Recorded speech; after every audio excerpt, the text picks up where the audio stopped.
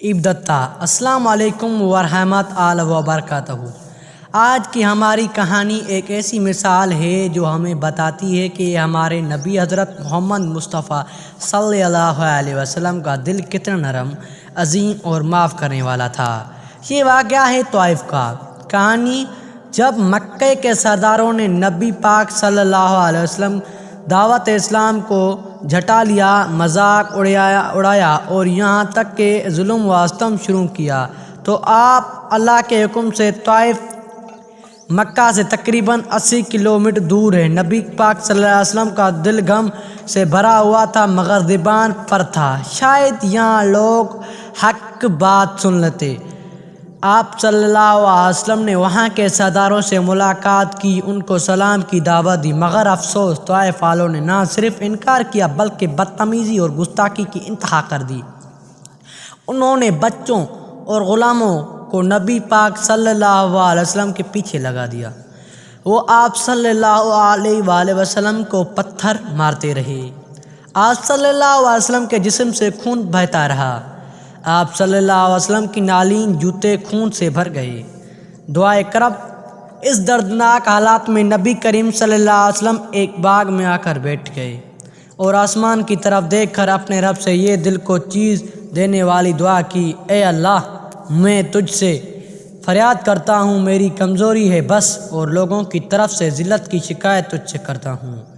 اگر تو مجھ سے ناراض نہیں ہے تو مجھ کو کسی پرواہ نہیں ہے۔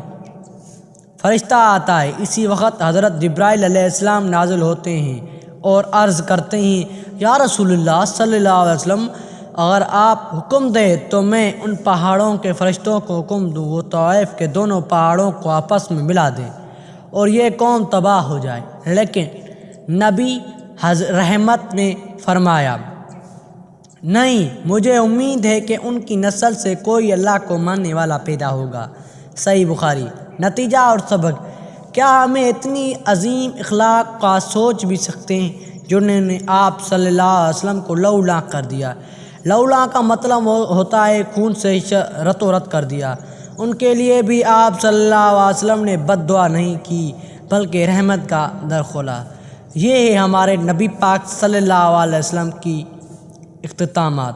ہمیں چاہیے کہ ہم بھی معاف کرنا سیکھیں، نرم مزاجی اختیار کریں اور بدلہ لینے کے بجائے ہدایت کی دعا کریں، جیسا کہ ہمارے آقا صلی اللہ علیہ وسلم نے سکھایا۔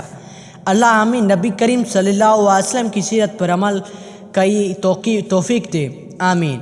آج کے لیے ہدایات: جب طائف کے لوگ نبی پاک صلی اللہ علیہ وسلم پر پتھر برسا چکے، جب ان کے جسم مبارک سے خون بہہ چکا، جب وہ باغ میں بیٹھے رب سے فریاد کر چکے، تو وہاں ایک غیر مسلم غلام نبی صلی اللہ علیہ وسلم کے پاس آتا ہے۔ وہ اداس نامی غلام تھا جو نینوے عراق کا رہنے والا تھا۔ اس باغ کا مالک عتبہ اور شیبہ نے اداس کو کہا: جا اس شخص کو کچھ انگور دے دے۔ اداس انگور لے کر آیا۔ نبی پاک صلی اللہ علیہ وسلم نے انگور لے اور فرمایا: بسم اللہ، اللہ کے نام سے کھاتا ہوں۔ اداس حیران ہو گیا، کہنے لگا: عرب تو یہ الفاظ نہیں بولتے، آپ کون ہیں؟ نبی پاک صلی اللہ علیہ وسلم نے فرمایا: میں عبداللہ کا بیٹا محمد ہوں اور میں اللہ کے نبی ہوں۔ پھر نبی نے اس سے پوچھا: تم کہاں سے ہو؟ اداس نے کہا: میں نینوے عراق سے ہوں۔ نبی پاک صلی اللہ علیہ وسلم نے فرمایا: او وہی شہر جہاں اللہ کے نبی یونس بن متی آئے تھے؟ اداس حیران، وہ بولا: آپ یونس کو کیسے جانتے ہیں؟ لوگ تو ان کو ذکر بھی نہیں کرتے۔ نبی پاک صلی اللہ علیہ وسلم نے فرمایا: وہ میرے بھائی تھے، میں بھی نبی ہوں، وہ بھی نبی تھے۔ اداس کا دل کانپ گیا، اس نے جھک کر نبی پاک صلی اللہ علیہ وسلم کے ہاتھ چوم لیے، قدم چوم لیے۔ دوسری طرف باغ کے سردار عتبہ اور شیبہ یہ منظر دیکھ رہے تھے۔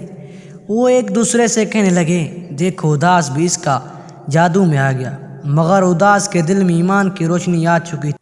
جب حضرت محمد مصطفیٰ صلی اللہ علیہ وسلم باغ کے ایک کونے میں بیٹھ گئے، دل غم سے بوجھل، جسم زخموں سے چھورا، ایسے لمحے میں آپ صلی اللہ علیہ وسلم کی زبان سے بد دعا نکلی۔ بالکل وہ الفاظ نکلے جو آج بھی ہر مظلوم کے لیے تسلی اور ہدایت کا ذریعہ ہیں: اے اللہ، میں تجھ سے اپنی کمزوری، اپنی بے بسی اور لوگوں کے نگاہ میں اپنی ہی قدری کی شکایت کرتا ہوں۔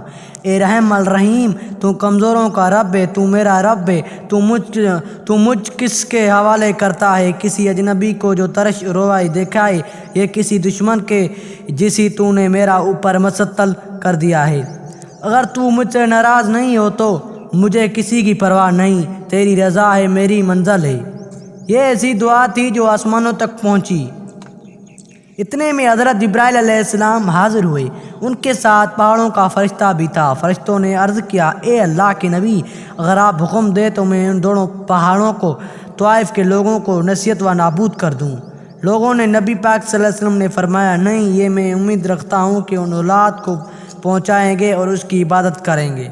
طائف سے واپسی کے بعد نبی کریم صلی اللہ علیہ وسلم مکہ واپس آنا چاہتے تھے، لیکن مکہ میں داخل ہونے کے لیے کسی کی پناہ حمایت ضروری تھی، کیونکہ کفار مکہ دشمنی میں بہت آگے جا چکے تھے۔ آپ صلی اللہ علیہ وسلم نے کئی سرداروں کو پیغام بھیجا۔ آخرکار محتم بن عدی نے آپ صلی اللہ علیہ وسلم کو پناہ دی اور اپنی بیٹیوں کے ساتھ حرم تک آپ کو لے کر آئے۔ اس کے بعد آپ صلی اللہ علیہ وسلم نے حج کے دونوں میں مختلف قبائل سے ملاقاتیں شروع کی۔ آپ صلی اللہ علیہ وسلم ان کو اللہ کا پیغام دیتے، قرآن سناتے اور ایمان کی دعوت دیتے، لیکن اکثر لوگوں مذاق اڑاتے، انکار کرتے یا ابو لہب جیسے لوگ ساتھ چل کر رکاوٹ ڈالتے۔